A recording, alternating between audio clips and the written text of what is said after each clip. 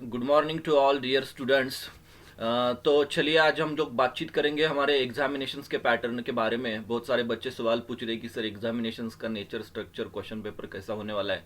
तो इस वीडियो के अंदर आप लोगों को सभी सवालों के जवाब मिल जाएंगे। तो ये वीडियो आप लोग आखिर तक देखिए और वीडियो देखने के बाद आप लोग उसी हिसाब से आप लोग अपनी पढ़ाई की शुरुआत कीजिए।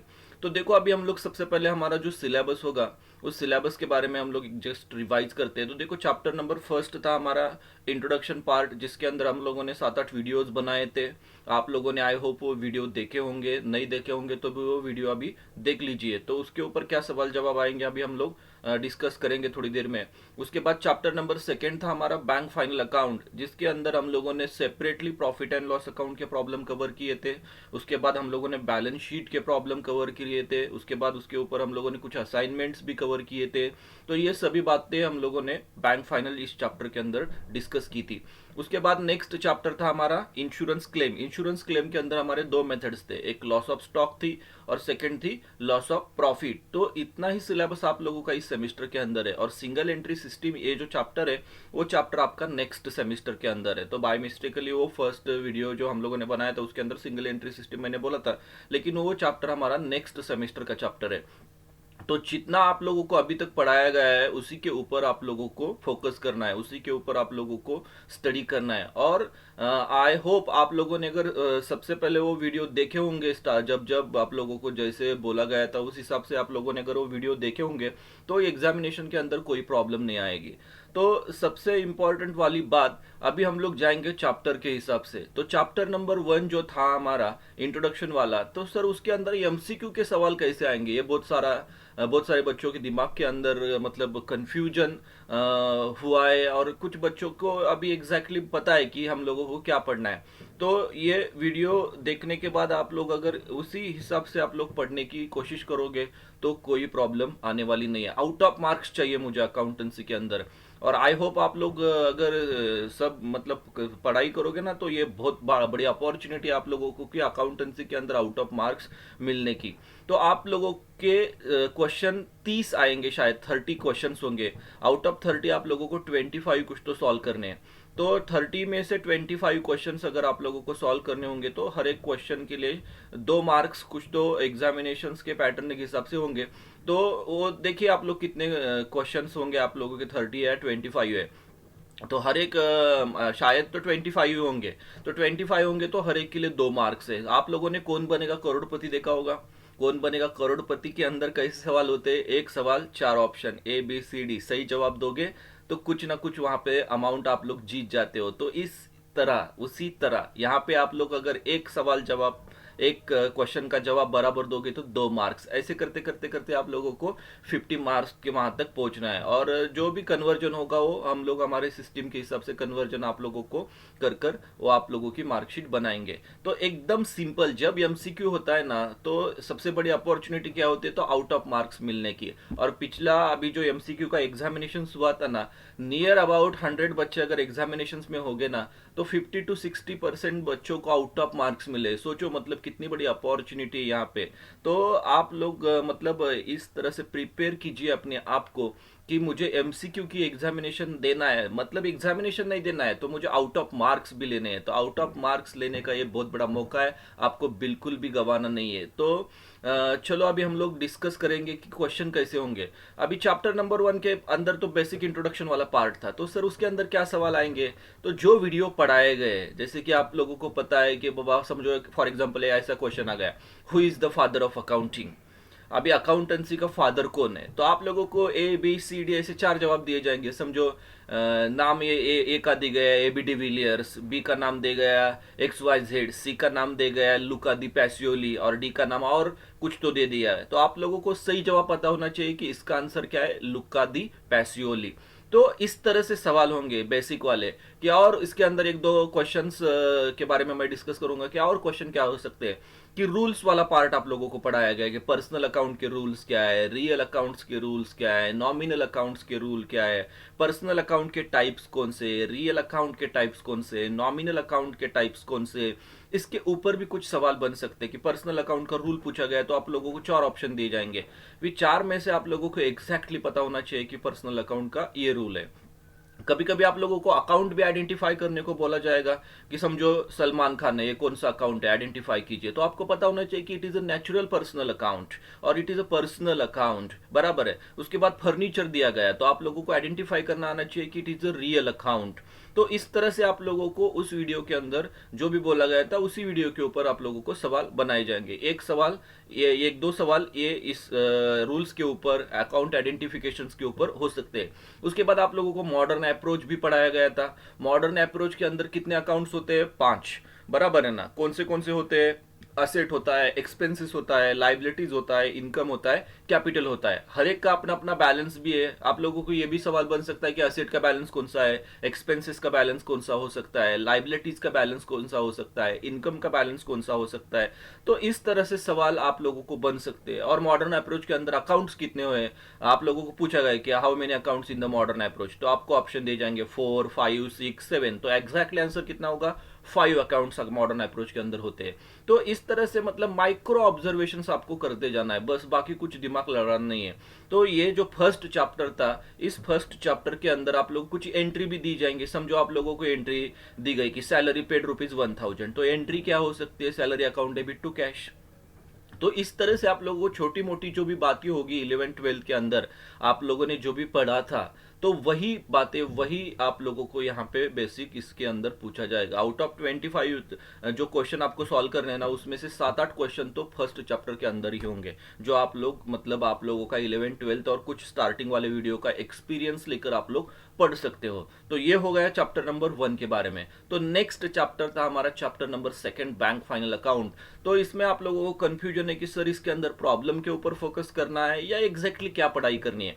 तो बच्चों इस चैप्टर के अंदर आप लोग प्रॉब्लम, अभी एमसीक्यू की एग्जामिनेशन से, इसलिए प्रॉब्लम आप लोग अवॉइड कीजिए। प्रॉब्लम आप लोगों को नहीं आएंगे इसके अंदर, इस चैप्टर के अंदर बैंक फाइनल अकाउंट के अंदर। तो प्रॉब्लम नहीं आएंगे तो सर क्या आएगा? तो आप लोगों को जब वीडियो में जब आप लोगों के सामने जब वीडियो बना रहा था प्रॉब्लम के, तभी बार बार बोला गया है कि आप लोगों की एग्जामिनेशन चाहे एमसीक्यू हो या चाहे डिस्क्रिप्टिव हो, आप लोगों को क्या पढ़ना चाहिए। तब मैंने आप लोगों को बोला था कि एमसीक्यू की एग्जामिनेशन होंगी तो क्या सवाल होते। ठीक है, चलो अभी एमसीक्यू की एग्जामिनेशन के अंदर इस चैप्टर के अंदर क्या सवाल आएंगे। तो स्टार्टिंग में जो बैंक फाइनल अकाउंट के चैप्टर थे, मतलब क्या, जो शेड्यूल वाले पार्ट्स थे ना, कि शेड्यूल नंबर 1 से लेकर शेड्यूल नंबर 16 तक, तो वो शेड्यूल के अंदर हम लोगों ने जो डिस्कस किया था क्या क्या पार्ट्स आता है, वो पार्ट्स आप लोगों को पढ़ना है। मतलब शेड्यूल नंबर 1 के अंदर क्या आता है? Authorised capital, issued capital, subscribed capital, called up capital, paid up capital, इस तरह से बातें होती है। तो ये आप लोगों को पढ़ते जाना है। देखो प्रॉब्लम का एकदम आपका लोड कम हो गया, तो कितना बड़ा मतलब आप लोगों का लोड यहाँ पे हम लोगों ने कम कर दिया है। तो आप लोगों को प्रॉब्लम पे ज्यादा फोकस नहीं करना है, आप लोग आपका जो डिस्क्रिप्टिव थियोरेटिकल पार्ट है ना, उसके ऊपर फोकस कीजिए। और सर इसके ऊपर और सवाल बोलिए ना, क्या आ सकते हैं? तो सवाल आएंगे कि आपको आइडेंटिफाई करने को पूछा जाएगा। तो अब यहाँ पे देखो, अभी हम लोग जस्ट रिविजन करेंगे। For example income on investment बोला गया, तो income on investment schedule number 13, बराबर है। उसके बाद नेक्स्ट एक्सेप्टेंस एंड इंडोर्समेंट, आप लोगों को ऑप्शन दिए जाएंगे कि एक्सेप्टेंस एंड इंडोर्समेंट कहां पे आता है, शेड्यूल नंबर 13, 14, 15, 16। तो आप लोगों को एग्जैक्टली आइडेंटिफाई करना है schedule number 12। Interest on loan, interest on loan हमें मिल गया है तो schedule number 13। Interest on overdraft schedule number 13। तो यहाँ पे आप लोगों को ऑप्शन दिए जाएंगे, ये 13 नंबर के आता है, 14 नंबर के अंदर आएगा, 15 नंबर आएगा, 1 नंबर, 2 नंबर। तो आप लोगों को नाम और एग्जैक्टली उसका शेड्यूल नंबर आइडेंटिफाई एमसीक्यू के अंदर करने को बोला जाएगा। तो आप लोगों को, अगर आप लोगों ने वो वीडियो देखे होंगे तो आप लोगों को कोई प्रॉब्लम नहीं आएगा, एग्जैक्टली आप लोग आइडेंटिफाई कर सकोगे। तो यहाँ पे भी मैं जस्ट रिवीजन करता हूँ, ये बहुत इंपॉर्टेंट वाला पार्ट है आप लोगों के लिए। ये अगर आप लोगों ने असाइनमेंट सॉल्व की होंगी ये 4th नंबर की, तो आप लोगों के लिए मतलब ये बहुत बड़ा मतलब वहाँ पे एमसीक्यू आइडेंटिफाई करने के लिए एकदम आसान सा पार्ट बनेगा। तो interest on borrowing from RBI, from होगा तो 15, विथ होगा तो 13, बिल्स फॉर कलेक्शन, इसके लिए कोई शेड्यूल नहीं होता, बराबर है ना, ये तो हम लोग सबसे आखिरी में लिखते हैं। Interest on cash credit schedule number 13, interest on fixed deposit schedule number 15, share premium schedule number 2, postage and Telegram schedule number 16, general expenses schedule number 16, bills payable schedule number 5, payment and provision for employees का मतलब ही क्या है, salaries, तो ये जाएगा schedule number 16। Auditor fees schedule number 16। Repairs and maintenance schedule number 16। Advertisement ये भी खर्चा है schedule number 16। Lockers rent received मतलब हमारा इनकम आया है तो ये आ जाएगा 14 नंबर के अंदर। Claim against the bank but acknowledgement as a debt schedule number 12 के अंदर चला जाएगा ये। Telephone charges schedule number 16। Discount on bills discounted ये चला जाएगा schedule number 9। Interest on saving bank ये चला जाएगा 15 नंबर, क्योंकि बैंक को देना है तो बैंक के लिए क्या हो जाएगा, खर्चा हो जाएगा। Commission exchange brokerage schedule number 14। Miscellaneous income schedule number 14। उसके बाद सन्ड्री चार्जेस, अगर सन्ड्री इनकम होता तो 14, सन्ड्री चार्जेस होता तो शेड्यूल नंबर 16। डायरेक्टर की फीस ये भी चला जाएगा schedule number 16। Printing and stationery schedule number 16। Non banking asset का मतलब ही क्या है, ऑदर असेट, और ये चला जाएगा schedule number 11। Other fixed asset ये बहुत भारी है, देखो other fixed asset, other fixed asset मतलब रेगुलर असेट छोड़कर फिक्स्ड असेट, तो ये चला जाएगा शेड्यूल नंबर 10 के अंदर।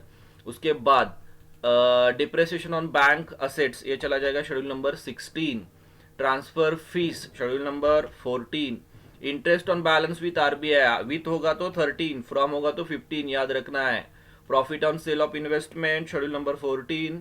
Loss on sale of investment 14 number में से ही हम लोग माइनस करते हैं। Profit on revaluation of assets ये चला जाएगा शेड्यूल नंबर 14।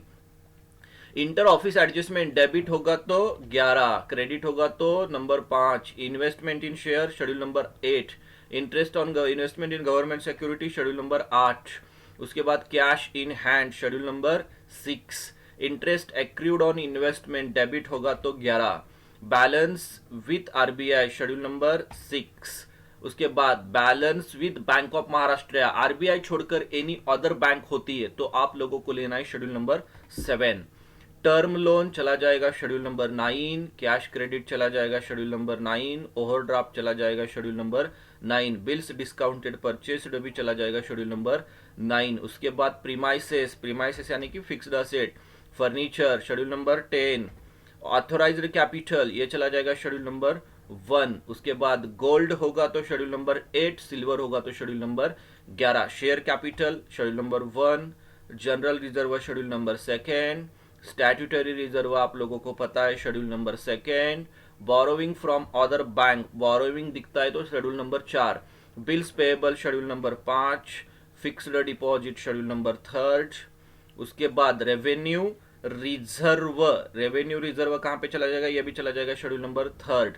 उसके बाद करंट अकाउंट 3rd। नेक्स्ट आएगा contingency account, revenue reserve schedule number 2। उसके बाद contingency account schedule number 3rd। Saving account schedule number 3rd। Unclaimed dividend schedule number 5।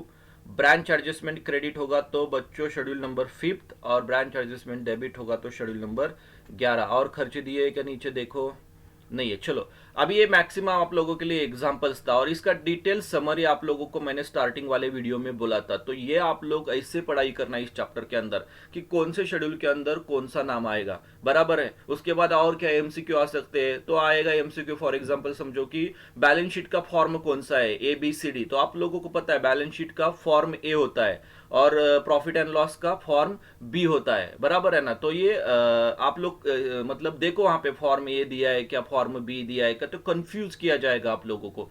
तो exactly आप लोगों को पता होना चाहिए कि कौन सा फॉर्म किसके लिए अप्लाई होगा, बराबर है। उसके बाद बैलेंस शीट के फॉर्मेट के ऊपर कुछ बातें होती है, सेक्शन 29, फॉर्म ए, बैलेंस शीट, शेड्यूल 3rd, इसके अंदर कुछ सवाल जवाब बन सकते हैं क्या, हाँ बिल्कुल बन सकते हैं कि शेड्यूल कौन सा है, 3rd है, 4th है, 5th है, 6th है, मतलब माइक्रो ऑब्जर्वेशन करना है हर एक बात का आप लोगों को।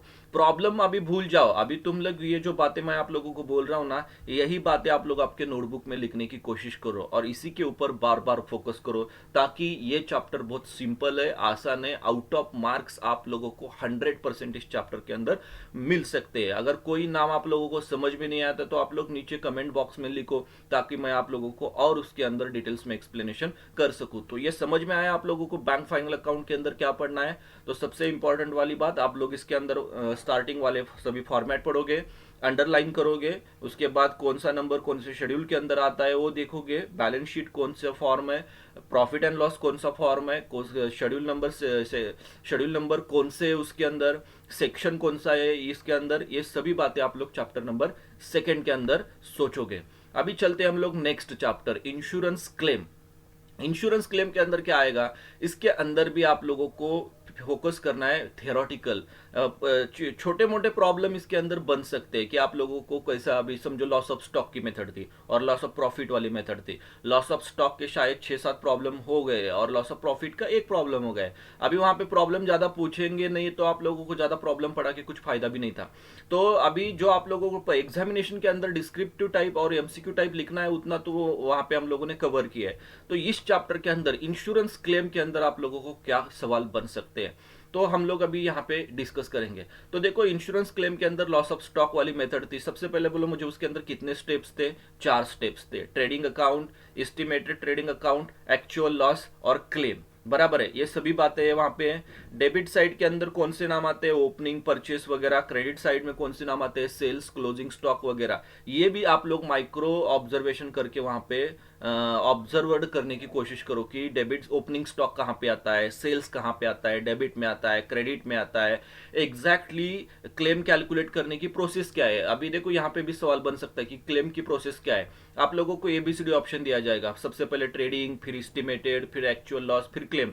बी ऑप्शन होगा एस्टिमेटेड, फिर ट्रेडिंग, फिर क्लेम। सी ऑप्शन अलग सा हो सकता है, डी ऑप्शन अलग सा हो सकता है। तो आप लोगों को एग्जैक्टली क्या करना है, सीक्वेंस क्या था वो याद करना है। उसके बाद आप लोगों को जीपी कैलकुलेट कैसे करते हैं वो भी फॉर्मूला पूछा जाएगा। जीपी कैलकुलेशन करने का formula, GP gross profit upon sales into 100, opposite दिया जाएगा सेल्स अपॉन जीपी इंटू 100, या बोथ या नन। इस तरह से सवाल वहां पे भी हो सकते हैं। एक्चुअल लॉस कैलकुलेट कैसे किया जा सकता है ये भी पूछा जा सकता है। क्लेम कैलकुलेट कैसे किया जाता है ये भी सवाल आ सकता है। तो बस आप लोगों को जो पढ़ाया है ना वही आप लोगों को वहां पे एग्जामिनेशन के अंदर आने वाला है। तो ये एकदम सिंपल है, आप लोग सिर्फ कैलकुलेट करना। ये अभी समझो यहाँ पे प्रॉब्लम दिया जाएगा तो कैसे दिया जाएगा, समझो सेल्स 10 लाख बराबर है, ग्रॉस प्रॉफिट 5 लाख, तो जीपी का रेशो क्या होगा, जीपी का परसेंटेज क्या होगा। आप लोग आसानी से कैलकुलेटर यूज करके घर में भी सॉल्व कर सकते हो। यहाँ पे समझो वहां पे उन्होंने आप लोगों को एक्चुअल लॉस कैलकुलेट करने को बोला गया है, तो वहां पे उन्होंने दिया है कि loss of stock on the date of fire समझो 4 लाख था और सेव्ड स्टॉक समझो 1 लाख था। तो 4 लाख में से 1 लाख चले गए तो 3 लाख रुपए आप लोगों का एक्चुअल लॉस था।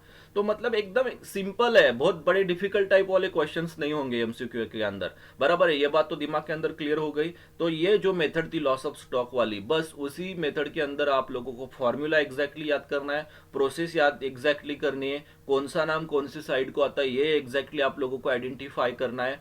तो ये सभी बातें आप लोग मतलब आपके नोटबुक के अंदर लिखने की कोशिश करो कि इसके की पॉइंट्स, इसकी समरी क्या बन सकती है, और उसी के ऊपर आप लोग फोकस कीजिए।